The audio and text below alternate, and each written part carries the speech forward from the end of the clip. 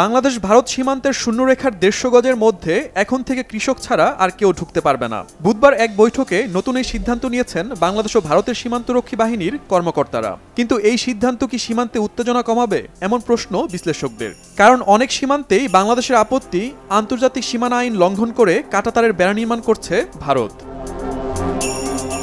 সম্প্রতি চাঁপাইনবাবগঞ্জের শিবগঞ্জ সীমান্তে ২ দফা উত্তেজনা ও সীমান্তবাসীর মধ্যে সংঘর্ষের পর বুধবার সীমান্তরক্ষীদের মাঝে এই বৈঠক হলো।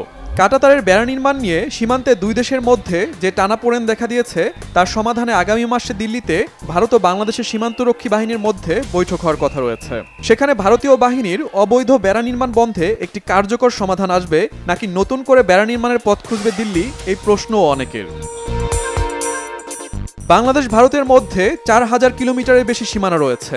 আন্তর্জাতিক আইন লঙ্ঘন করে পুরো সীমান্তে কাঁটাতারের বেড়া নির্মাণে ১৯৮৯ সালে কাজ শুরু করে ভারত। সে সময় ২০% কাজ শেষ করলেও পরবর্তীতে ২০০০ সালে আবারও বেড়া নির্মাণের কাজ শুরু করে দিল্লি। এখনও সীমান্তের ৯২টি স্থানে বেড়া নির্মাণের কাজ বাকি রয়েছে দিল্লির। তারা বেড়া নির্মাণে নানা কৌশল অবলম্বন করছে, কিন্তু শেষ পর্যন্ত বাংলাদেশের সীমান্তরক্ষী বাহিনী বিজিবি এবং সাধারণ মানুষের বাধায় নির্মাণ কাজ স্থগিত করেছে বিএসএফ। স্থানীয়দের অভিযোগ, বিগত ২৫ বছরে ভারতের বেড়া নির্মাণ বন্ধে বাংলাদেশের কোনো সরকার কার্যকর সমাধান দিতে পারেনি। বর্তমানে অন্তর্বর্তী সরকারের শক্ত অবস্থানে এই সমস্যার সমাধানের স্বপ্ন দেখছে সীমান্ত অঞ্চলের বাসিন্দারা।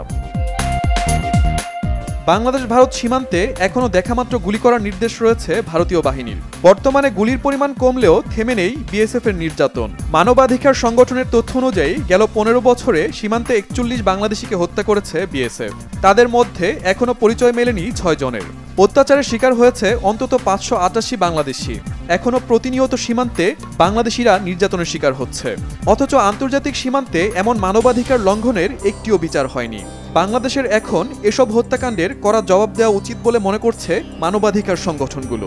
সীমান্তে ভারতের দাদাগিরি থামাতে বাংলাদেশ সরকারের শক্ত অবস্থানের বিকল্প নেই বলে মনে করছেন বিশ্লেষকরা।